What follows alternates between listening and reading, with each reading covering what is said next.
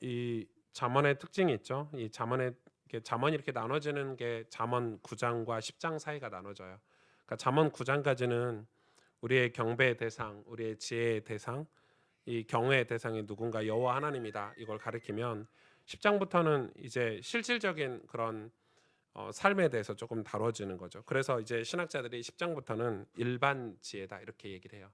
앞에 지혜는 영적인 지혜라면 1장부터 9장까지는 영적인 지혜에 대해서 설명을 했다면 이제 10장부터는 그 영적인 지혜를 가진 사람이 살아가는 삶에 적용하는 지점이라 해서 보통 10장부터는 일반 지혜다 이렇게 가르치고 있어요. 여러분 그렇게 보지 않으면 10장부터 이해가 잘 안 될 수도 있어요. 이거는 그래서 제가 아는 어떤 분도 그 예수 안 믿거든요. 교회 안 다니는데 잠언을 매일 읽는 사람이 있어요.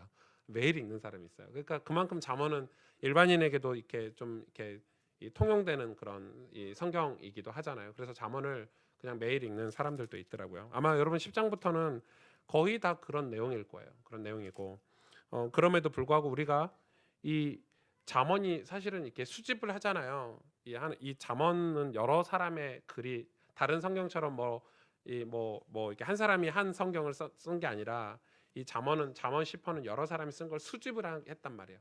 수집을 해서 한 성경으로 이 잠언의 지혜서로 만든 건데 사실은 이 10장부터가 먼저 수집이 됐어요. 먼저 수집이 됐는데 이 성령의 감동을 받은 성경 저자가 이거를 이 9장까지를 먼저 앞에 넣었던 것은 이게 더 중요하다는 거죠. 중요하다는 거죠.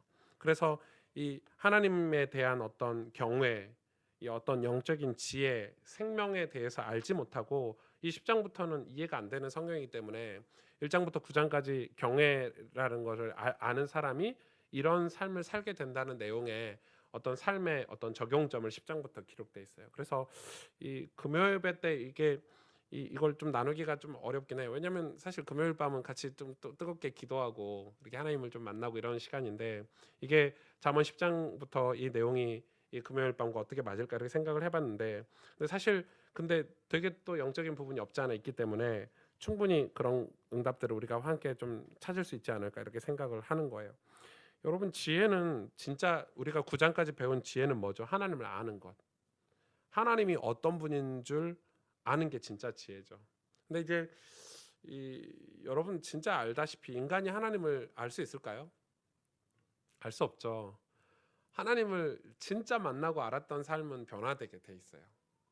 여러분 하나님이란 존재를 그 창조주 거룩하신 하나님을 진짜 이렇게 만나면 우리 인생은 다 바뀌고 변화되게 돼 있어요. 보통은 그러잖아요. 나 하나님 만났는데 나는 안 변하더라. 나 복음 아는데 나 예수 그리스도에 대해서 아는데 나는 내 문제가 그냥 계속되던데 그건 안 만난 거예요. 그게 안 만난 증거예요. 여러분 하나님을 만나면 변화 안 될 수가 없어요. 그러니까 우리가 지금 하나님을 예전에 만났는데 오래전에 만났는데 이렇게 말하는 사람이 있잖아요. 그건 신앙이 아니죠. 하나님은 지금 만나고 있는 거여야 돼요. 왜냐하면 하나님을 한 번 만나면 하나님을 계속 만날 수밖에 없게 돼 있어요. 여러분 마치 이거는 그래서 이제 성경을 이제 이 결혼 생활 비유로 우리 하나님과 우리 사이를 이렇게 가르치기도 하고 부모와 자녀 사이를 가리고 하나님과 우리 사이를 가르치기도 하거든요. 그래서 여러분 신앙은 하나님과 살아있는 관계 속으로 들어가는 거예요. 여러분 신앙이 그게 빼면은 신앙이 아니에요, 사실은. 그래서 목사인 저도 하나님과 살아있는 관계 속에서 제가 신앙의 모범을 여러분에게 보이는 거지. 제가 마치 이 설교집 같은 걸 보고 이렇게 성경을 공부해가지고 여러분한테 설교하는 사람이라면 이건 종교죠. 그건 종교죠. 제가 하나님하고 살아있는 관계 속에 들어가 있는 모습을 여러분에게 보여주고 그거의 모범을 보여서 여러분이 제 설교와 이 하나님 강단에서 나오는 말씀과 그런 삶을 따라가는 게 신앙이죠. 그게 신앙이죠. 여러분 그래서 우리는 하나님과 살아있는 관계 그게 경외 아닙니까? 경외. 하나님이 어떤 분인 줄 아는 거예요.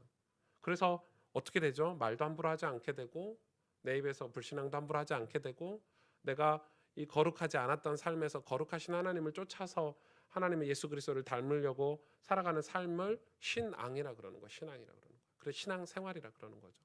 여러분 그래서 진짜 지혜는 하나님을 아는 거예요. 하나님을 아는 거, 힘써 아는 거예요. 그래서 하나님을 알고 싶고 하나님을 닮고 싶고 하나님이 어떤 분인 줄 아는 거예요. 하나님이 어떤 분인 줄 아는 만큼 우리 믿음은 커질 수 있어요, 없어요? 그래서 주님 믿음을 주옵소서가 아니에요. 우리는 기도를 잘못하고 있는 거예요. 믿음을 주옵소서가 아니죠. 믿음을 줄 수가 없어요. 하나님 모르는데 어떻게 믿어요? 사실 우리의 기도는 하나님을 아는 거예요. 호세아서 6장처럼 하나님을 힘써 알자는 거예요. 그래서 하나님을 알면 알수록 하나님이 우와 하나님이 엄청난 분이구나. 하나님이 긍휼하신 분이구나. 하나님이 사랑이 풍성하시구나. 하나님이 축복의 하나님으로 알면 알수록 우리의 믿음은 자라는 거예요. 자라는 거예요.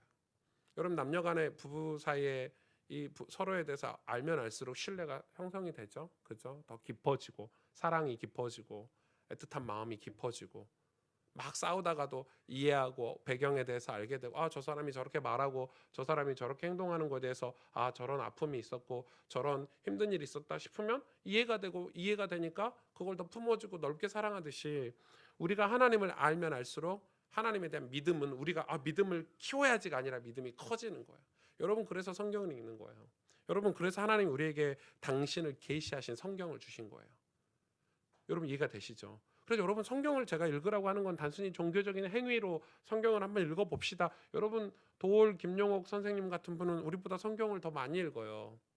그런데 그분은 구원받지 않았잖아요. 그렇죠? 구원과 상관없이 성경을 해석하고 푸시잖아요. 그걸 얘기하는 게 아니에요.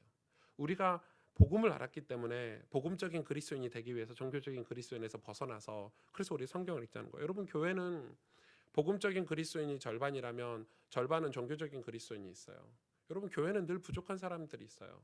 그래서 영적으로 아직 주님을 만나지 못한 사람들이 교회 안에는 항상 존재해요. 그래서 복음적인 그리스도인이 종교적인 그리스도인을 끌어당기는 거예요. 그게 섬김이고 그게 봉사고 그게 교사잖아요. 그게 기도고 중보기도고.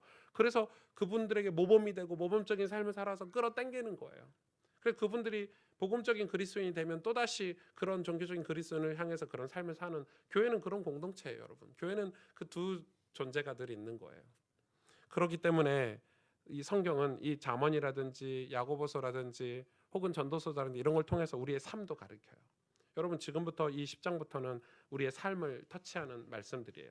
그래서 오늘 제일 먼저는 뭐에 대해서 터치를 하고 있죠? 이 악인과 의인에 대해서 설명을 하고 있어요.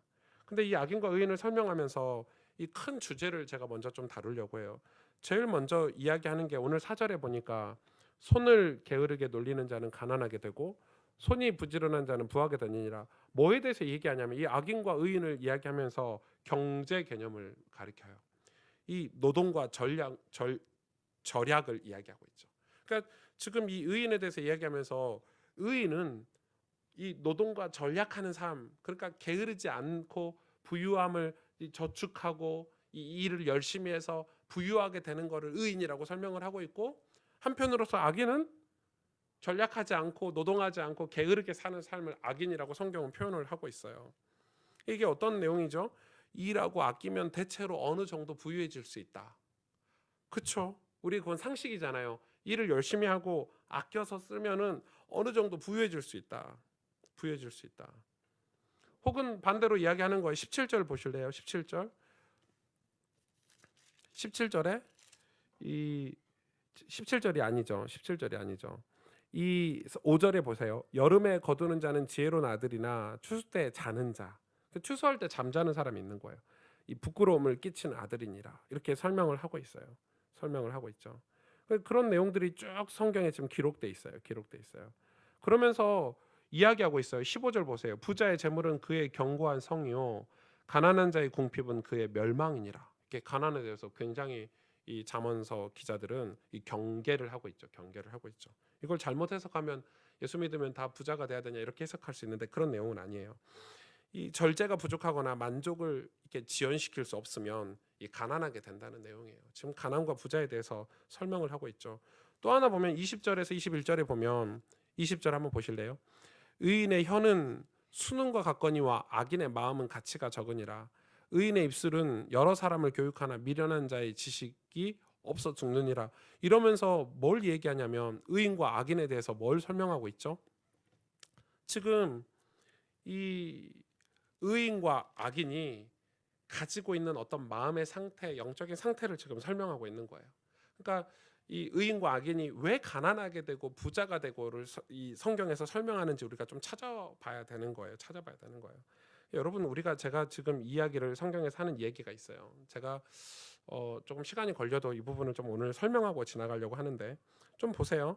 그러면서 뭐라고 얘기를 하고 있냐면 이 재물에 대해서 이 잠언서에서는 이 재물이라는 단어는 이 재물이라는 단어가 성경 안에 쓰여 있는 히브리어가 되게 많은데 이 재물이라는 단어가 몇 번 쓰여 있다는데 쓰여 있는 빈도수가 진짜 딱 절반이에요. 어떻게 절반이냐면 이 재물을 소중히 여겨라는 말씀이 절반이고 이 재물을 의지하지 말라는 말씀이 절반인 거예요. 그러니까 지금 제가 부자 가난을 설명을 하는데 이 재물을 소중히 여겨라는 말이 절반이고 의지하지 말라는 말이 절반이라는 이 말은 그만큼 어렵다는 거예요. 이 균형을 맞추기가 어렵다는 거예요. 지금 이 성경에서 재물, 돈 이거에 대해서 설명하기 굉장히 어려운 내용인데 제 입장에서는 어려운 내용인데 이거를 왜 그렇게 설명을 하냐면은 이 재물을 소중히 여기되 의지하지 말라는 메시지거든요. 이 재물을 소중히 여겨야 돼요. 근데 의지하지 말라는 거예요. 그 말은 이 재물을 주님보다 더 큰 안전 장치로 여겨버리는 거, 우리 심리적으로. 여러분 사실은 그런데 그러면은 예수 믿으면 다 가난해야 되냐? 이 가난을 미화하면 되는 거예요, 안 되는 거예요? 그건 되는 건 아니에요. 그건 되는 건 아니에요. 그 어제 어떤 인터넷에 보니까 홍콩의 주윤발 씨가 이제 엄청 할아버지가 됐잖아요. 진짜 많이 늙으셨더라고요. 뭐 저 어렸을 때 저 국민학교 중학교 때 스타였으니까. 지금은 나이가 들었는데 그분 재산이 한 8,500억 정도? 여러분 8,500억 만져보신 적 있으세요? 예, 저는 8,500만 원도 없는데 제 통장에 8,500만 원도 없는데 예, 한 850만 원이라도 있으면 참 좋겠다 이런 마음으로 살아가는데 아무튼 8,500억 전 재산을 다 기부했죠. 사회에 다 환원했어요. 근데 제가 뭐 기부 뭐 연예인들이나 뭐 이 갑부들이 기부하는 걸 우리는 쉽게 생각하잖아요. 사실은 근데 우리는 8,500원도 기부 잘 못해요. 안 그래요? 기부라는 게 쉬운 게 아니에요. 재산이 많으면 좀 떼서 주기 쉬울 것 같죠. 안 그래. 우리 솔직히 10,000원이 있으면 1,000원 떼서 주는 거 어려워요. 기부라는 것 자체가. 근데 이 사람은 조금 떼서 준 게 아니라 전 재산을 완전 환원하기로 서약서를 써버렸어요. 10원도 남김없이 다 100%. 그러면서 자기는 어떻게 사냐면 그 인터뷰를 이렇게 한국 기자가 가서 MBC에서 가서 인터뷰를 이렇게 한 거예요. 여러분 한번 보세요 나중에. 제가 되게 감동됐어요. 되게 감동됐어요. 주윤발 씨 사상이 대단한 거죠. 뭐라고 얘기하냐면 저 죽으면 그 돈 못 가져가는데요. 은행에 넣어놓고 주거나 못 가져가고 금고에 넣어서 넣어도 못 가져가고 뭐 이런 얘기를 해요. 뭐 그건 맞는 얘기다. 이 사람이 좀 죽음에 대해서도 많이 생각하나 보다 이렇게 했는데 더 놀라운 거는 자기가 어렸을 때 진짜 가난했다는 거예요. 가난해가지고 고등학교 입학을 포기했더라고요. 포기하고 중학교 때 뭐 신문도 돌리고 군고구마 장사도 하고 되게 가난하게 컸대요. 그 가난하게 크다가 그 돈을 모아서 일하면서 자기가 연기 학원에 이렇게 그 아르바이트해서 돈을 모아서 연기 학원에 한번 등록됐는데 그때 갑자기 잘 됐다는 거야. 그 무슨 영화더라? 되게 유명한 그 주윤발 씨가 영화가 갑자기 떠가지고 갑자기 잘 됐다는 거야. 그래 자기가 하는 얘기는 그건 내 노력이 아니라는 거야. 내가 잘 된 거는 내 노력이 아니라는 거. 그거는 신께서 나에게 표현을 그렇게 한 거죠. 신께서 나에게 갑자기 주신 내 인생이라는 거예요. 그렇기 때문에 처음에는 그거를 두고 그냥 막 살았대요. 그냥 막 즐기면서 갑자기 부가 생겼으니까. 근데 갑자기 나이가 드니까 내가 이렇게 사는 게 올바른 삶인가 행복인가? 내가 돈이 많아서 내가 옛날 어렸을 때 가난할 때보다 더 행복한가? 이런 걸 질문하고 나중에 그 사람이 갑자기 바뀌었죠. 갑자기 지하철 타고 다니고 심지어는 스타들이 그 사진 찍어 달라면 이 팬들이 와가지고 사진을 찍잖아요. 근데 이 사람은 뭐라고 이야기하냐면 팬들은 그 테이블에 있고 내가 가서 찍어주는데 내 팔도 더 길고 그리고 찍어주는데 3초밖에 안 걸리고 그리고 이 팬들 때문에 내가 잘 먹고 잘 산다는 거예요. 지금 부유하게 살 수 있다는 거예요. 그러니까 완전 생각이 바뀌었죠. 그리고 차가 없는 건 아닌데 지하철 타고 사람들을 만나는 게 너무 좋다는 거예요. 그러니까 이 사람이 완전 연예인의 색깔을 벗어냈죠. 그러면서 그 기자가 그 홍콩 사람들을 인터뷰를 했더라고요. 홍콩 사람의 99.9%가 주윤발을 좋아한대요. 그러니까 존경하고 좋아하고 여러분 그런 거 쉽지 않잖아요. 연예인이라도. 근데 그 사람의 얼굴 그 인터뷰하는 얼굴 대화하는 얼굴을 보니까 제가 봐도 사람 얼굴이 저렇게 평안할 수 있구나. 여러분 제가 지금 재물에 대해서 오늘 본문이 재물에 대해서 나왔기 때문에 제가 설명을 하는 거예요. 근데 이게 재물 얘기가 아니에요. 재물 얘기가 아니에요. 사실은 이 잠언서 이 9장까지를 우리가 공부를 했기 때문에 이건 우리의 마음을 얘기하는 거예요. 우리의 마음을 얘기하는 거예요.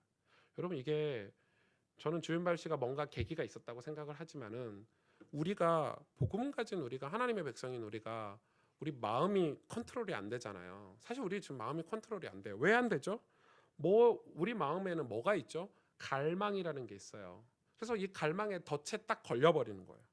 사실 우리 마음은 감정이나 이런 갈망이 자리 잡고 있어야 될 곳이 아니고 우리 마음이라는 그릇 안에는 신뢰나 사랑이 있어야 될 자리인 거예요. 원래는 하나님과의 관계였기 때문에. 근데 그 관계가 깨지고 우리 마음에는 갈망이라는 게 딱 들어왔는데 여러분 이 갈망을 제일 많이 차지하는 게 뭡니까? 재물이잖아요. 재물. 돈이잖아요. 재물이에요. 재산이에요. 돈이에요. 근데 이 현대 자본주의 시대에 와서 이 보물을 재물을 축적하려는 갈망을 우리에게 계속 욕구로 준단 말이에요.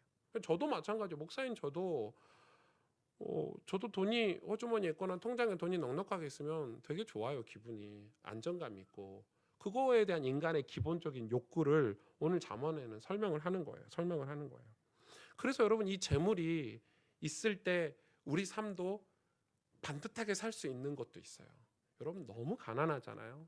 근데 그 가난이 내 마음을 상처를 가져다주고 아픔을 가져다주기 때문에 올바르고 반듯하게 살지 못하게 하는 그런 그릇된 마음도 가져다줘요.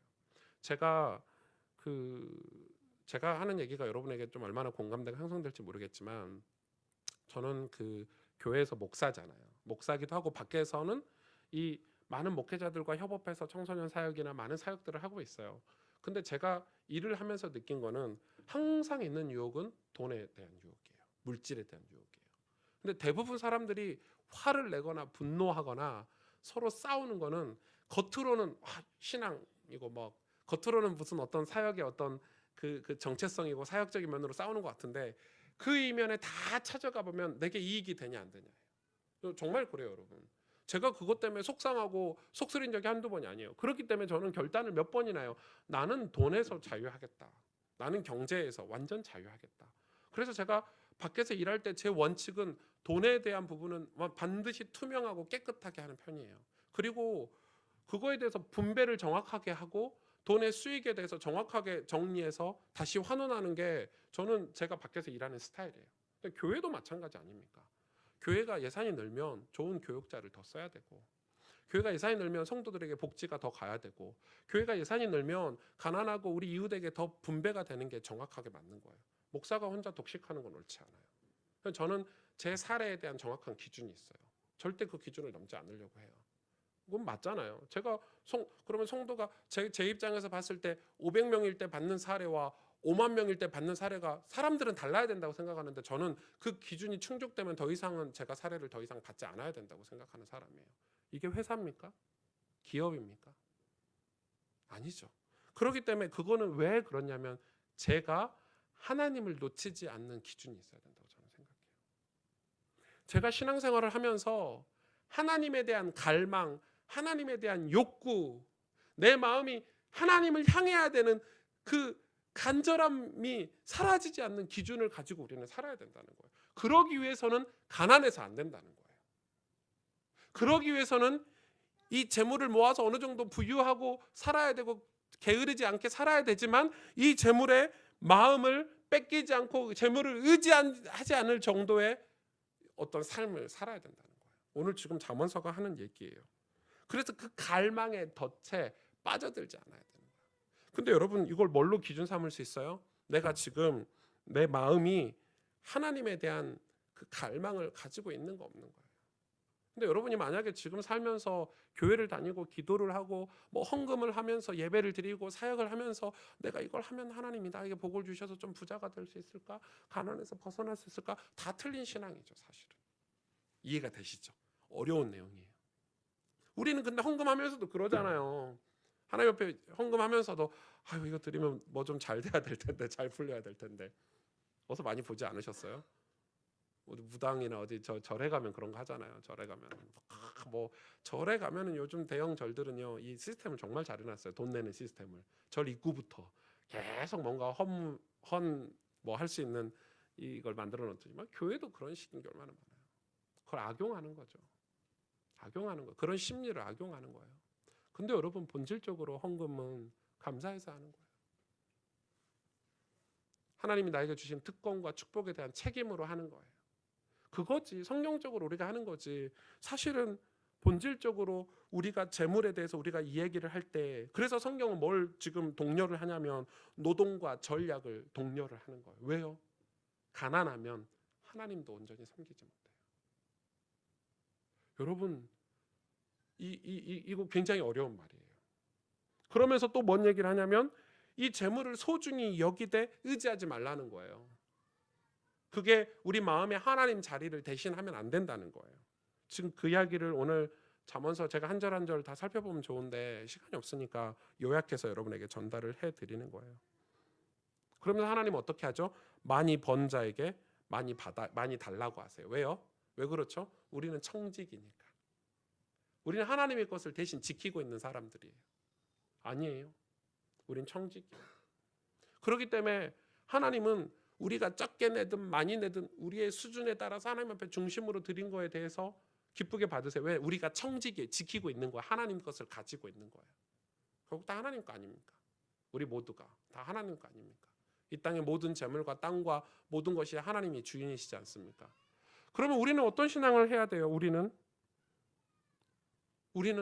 우리 마음이, 우리 영혼이 하나님과 신뢰 관계가 형성이 돼야 되고 하나님과 사랑의 관계가 형성이 돼서 하나님의 사랑과 하나님에 대한 신뢰가 우리 마음에 자리를 잡고 있는 거에 우리는 신경을 써야 된다는 거예요.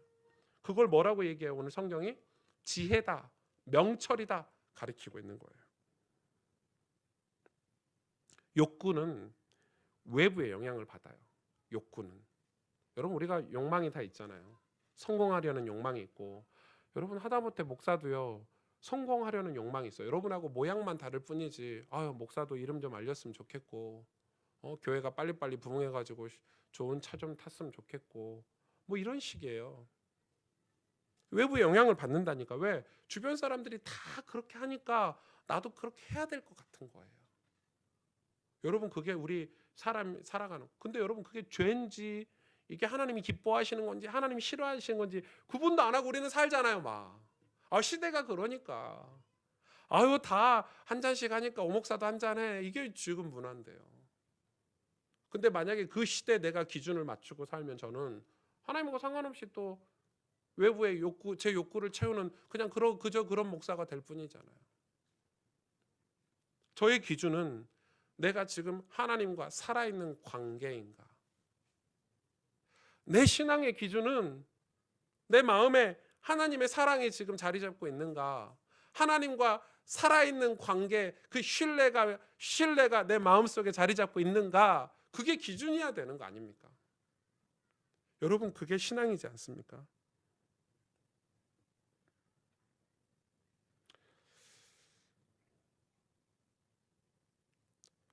왜 사람들이 일중독에 빠지죠? 일중독에? 사실 오늘 잠언에 보면은 게으르지 말라고는 했는데 전 좀 반대적으로 보는 거예요. 요즘은 이 게으른 사람들이 많지 않아요. 오히려 반대로 일에 중독돼서 예수님을 안 믿는 사람들이 훨씬 더 많아요. 맞죠? 일요일 날 일한다고 예배 못 드리고 성경 한 장 읽을래 해도 바빠서 뭐 때문에 바쁘냐? 성공해야 되니까 일해야 되니까. 그게 훨씬 더 많은 것 같아요. 근데 그 일 중독이라는 배경을 보면 다 재물에 빠져 있는 거죠. 재물을 모아야 되고. 근데 재물을 모으는 명백한 이유와 목적이 없어요.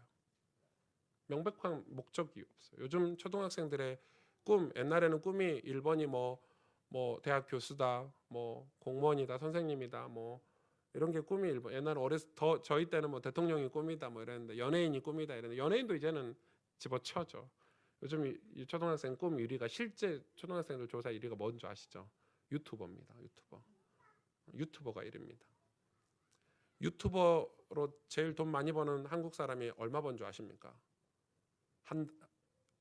써 있어요. 18억 번대요. 18억. 그래서 저는 와 1년에 18억이나 벌어 그 방송하고 했더니 한 달에 18억 번대요. 한 달에 18억. 유튜버. 그 유튜브에서 요즘은 이제 이 소속사도 생겼죠. 유튜버들이 소속사 관리를 해주죠. 스텝들 붙이고 돈을 많이 버니까 18억씩 버니까 한 달에 당연히 매니저도 있고 화장해 주는 사람도 있고 셋업 방송해 주는 사람도 있고 그리고 요즘 초등학생 1위가 유튜버 되는 게 1위라고 합니다. 근데 알고 봤더니 저도 하루 중에 가장 많이 보는 인터넷이 유튜브입니다. 설교도 유튜브로 듣죠. 요즘 찬양도 유튜브로 듣죠. 저는 유튜브로 모든 걸 해결하고 알고 봤더니 우리 아들도 한빈이도 가장 많이 보는 영상이 유튜브. 유튜브에 애들 장난감 놀이 뭐 뽀로로 옛날엔 TV로 봐야 되는 것들 전부 핸드폰으로 해결하는 시대가 됐으니까. 근데 그거에 대한 목적이 뭐죠? 아이들이 그걸 왜 하는지, 그런 기술이 왜 생겼는지, 그런 방송이 왜 생겼는지 정확한 의미는 몰라요. 단지 왜 그런 꿈이 생겼냐면 돈을 많이 벌 수 있으니까. 그게 이제 거기에 노예가 되고 거기에 내 갈망과 욕구가 다 뺏기는 거죠. 그런 동안 여러분 뭘 잃어버리죠? 뭘 잃어버리죠? 우리 영혼과 마음에 하나님의 존재가 사라지기 시작하고 우리 영혼과 마음에 영원한 세계 천국이 점차 멀어지는 거죠. 여러분 잠언은 진짜 좋은 성경이에요.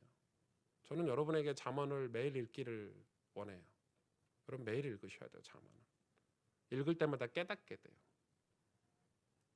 이 가난과 혹은 재물에 빠진 사람들이 주로 어떻게 사냐 그 뒤에 설명하고 있어요. 입술을 함부로 돌리는 거예요. 왜 분노하고 짜증내고 저주의 말을 하고 말을 함부로 하냐? 그 배경에 이게 있다는 거예요. 가난하기 때문에 혹은 재물에 빠져 있기 때문에. 오늘 지금 잠언서에서 하는 얘기예요. 보실래요? 그래서 미련한 자, 그 의로운 자를 설명을 계속 하는 거예요. 그런 내용들을 이 얘기를 하는 거예요. 여러분 이건 굉장히 중요한 얘기예요. 그래서 성 어거스틴은 이렇게 얘기했어요. 우리 인생을 진리의 순서대로 살아야 된다 이렇게 설명했어요. 진리의 순서대로. 그러니까 지혜로운 사람들은요. 여러분 복음 있는 사람 하나님의 백성은 욕구를 그대로 받아들이지 않아요. 만약에 우리가 욕구라는 것을 그대로 갈망이라는 걸 그대로 받아들이면 우리는 짐승처럼 살아야 돼요. 그래서 여러분 살인도 하고 중독도 되는 거 아닙니까? 여러분 목사도 그 욕구에 빠지면 막 이런 데 플랜카드 붙여가지고 전도합시다. 관심 없어요. 이 사람 영혼이 뭐에 힘들고 어려운지 이 사람이 지금 뭐가 필요한지 하나님을 만나야 되는데 관심 없다니까요. 목사님들 교회 막 부흥하고 성장해서 와 나 몇만 명 되는 교회 목사야 하고 다니는 욕구에 빠지면요 뭐가 사라지죠? 그건 지혜로운 사람이 아니라는 거예요. 성경에. 근데 그런 사람들은 말을 함부로 하는 거예요. 여러분 언어를 우리가 바꿀 수 있어요? 예, 바꿔야 돼요. 저는 깜짝깜짝 놀라요. 진짜 죄송해요. 제가 욕하려고 하는 게 아니에요. 그렇게 돼요. 저는 뭐 목사님들이 막 욕하고 이런 거 보면요. 막 치가 떨려요.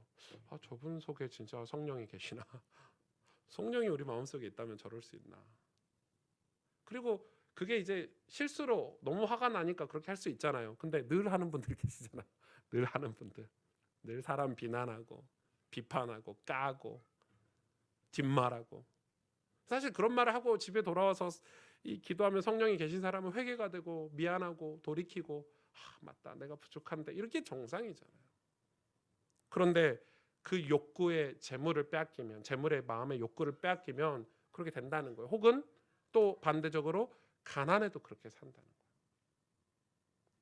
그래서 여러분 나중에 그런 사람들이 하나님을 원망하고 진리와 상관없이 살 수 있다는 거예요. 여러분 이건 엄청난 경고의 말씀이죠. 의인이 갈망하는 대상은 궁극적으로 하나님이어야 돼요. 여러분 이게 얼마나 중요한 내용인지 몰라요. 여러분 하나님이 우리 인생에서 사라지면 우리 인생의 어떤 갈망과 욕구의 대상에서 하나님이 계시지 않으면 우리는 엄청난 위험한 삶을 살고 있다고 생각하셔야 돼요. 우리의 사역, 교회 사역, 교회의 기준, 우리의 현장, 우리의 모든 사역이 다 이 하나님 때문이어야 되는 거예요. 하나님이 영광을 받으셔야 되는 거예요. 시편 17편 15절에 내가 주의 얼굴을 보오리니 주의 형상으로 만족하리이다 이렇게 돼 있거든요.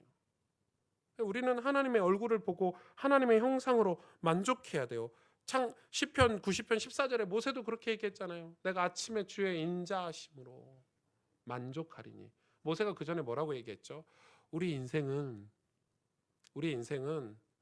우리 인생의 연수가 다 끝나면 슬픔밖에 없다고 그랬어요. 수고와 슬픔밖에 없다고 그랬어요. 왜요? 죄 때문에, 죄의 결과로 우리 인생은 주님의 진노 속에서 사는 인생이라고 모세가 그랬어요. 그러면서 모세가 수고와 슬픔뿐인 인생에 자기는 기쁨과 감사를 가지고 살았대요. 그 이야기를 하면서 하는 얘기예요. 내가 아침에 여호와의 인자하심으로 말미암아 만족하며. 여러분 아침에 하나님 만나세요? 그런 갈망이 있으세요? 여러분 저녁에 하루를 마감하고 나서 하나님을 만나려고 하시는 그런 갈망이라는 게 있으세요? 갈망이. 만약에 그게 없다면 우리는 우리의 욕구, 우리의 갈망이 무언가에 사로잡힌 거예요. 돈, 재물, 혹은 가난하게 되고 그릇된 사람들에게 어떤 죄악에게 사로잡혀서 중독이 되어 있거나 그런 거예요. 그거는 의인의 삶이 아니래요. 악인의 삶이래요. 그 악인의 삶의 결과에 대해서는 여러분이 한번 이거 읽어보세요. 어떻게 되는지. 바람처럼 사라지는 거예요. 악인은 없어진대요. 사라진대요. 하나님께서 악인을 쳐다보지 않으시고 하나님께서 악인을 붙잡아 주시지 않으신다고 그랬어요. 하나님이 인생 중에 없는 사람은 악인인 거예요. 내 욕구의 중심에, 내 갈망의 대상에 하나님이 계신 사람을 성경은 의인이라고 하는 거예요. 그래서 예수를 믿으면 그 갈망이 어디로 바뀌죠? 하나님으로 점차 바뀌는 거예요. 처음에는 그냥 교회 다니지만 나중에는 아버지 하나님, 육신의 아버지가 아니라 영의 아버지이신 하나님이 내 인생의 자리에 딱 자리 잡게 돼요. 그래서 거기에 대한 갈망이 생겨요. 예수님을 알고 싶고, 나를 향하신 하나님의 계획을 알고 싶고, 내가 변화되고 싶고, 주님을 만나기 위해서 내 삶이 좀 변화되고 싶고, 이렇게 갈망이라는 게 생기는 거예요. 여러분 그게 성령이 하시는 일이에요. 성령 하나님이 우리에게 찾아오셔서 하시는 일은 그런 삶을 살도록 도와주시는 거예요. 우리의 갈망을 따라서. 여러분 그래서 여러분 경배의 대상을 바꾸셔야 돼요. 여러분 갈망의 대상을 바꾸셔야. 그게 재물이 되어서는 안 된다는 거예요. 경고하고 있어요. 그게 가난이 되어서도 안 된다고 경고하고 있어요. 그리고 여러분 잠언 말씀 기억하죠?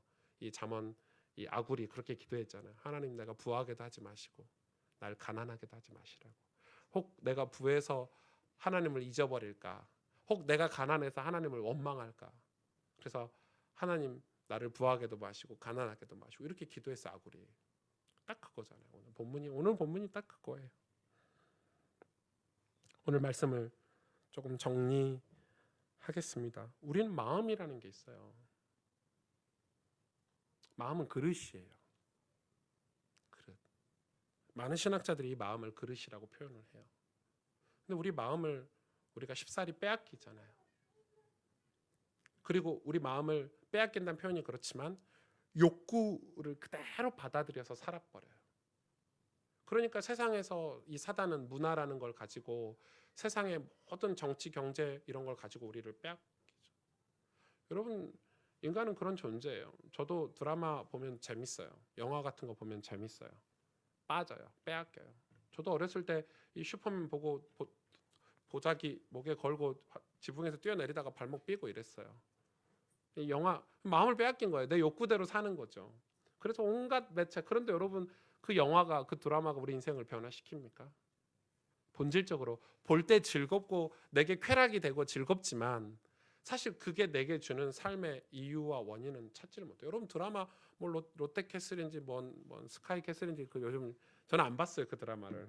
그게 빅히트라면서요. 지난주 청소년 수련회 하는데 아이들이 뭐 발표하는데 전부 그걸 패러디하더라고요. 그래서 유명한가 보다 하고 봤더니 이 그런 내용인데 입시 뭐 이렇게 카운셀러에 관한 내용인데 아무튼 그거 보면 재밌죠. 재밌지만 그게 우리 삶을 바꿔주지 않아요. 오히려 낙심을 주죠. 와 저런 부자들은 저렇게 사는구나. 돈 있는 사람은 또 그렇게 따라 하겠죠. 그럼 우리 대다수는 그런 삶을 살 수가 없어요. 그래서 우리에게 뭘 주죠? 굉장히 아픔을 줘요. 내 자녀는 그럼 내가 저렇게 못 키우니까 우리 자녀는 불행한 건가? 어떡하지? 아니요. 아니요. 여러분 유명한 학원, 유명한 과외 안 시켜도요. 내 자녀 행복한 건 하나님 만나게 하면 되는 거예요.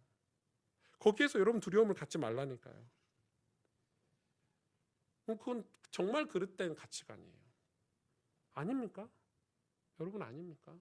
저희 엄마 아빠가 저를 실패시키셨습니까? 부자가 안 돼서? 아니죠.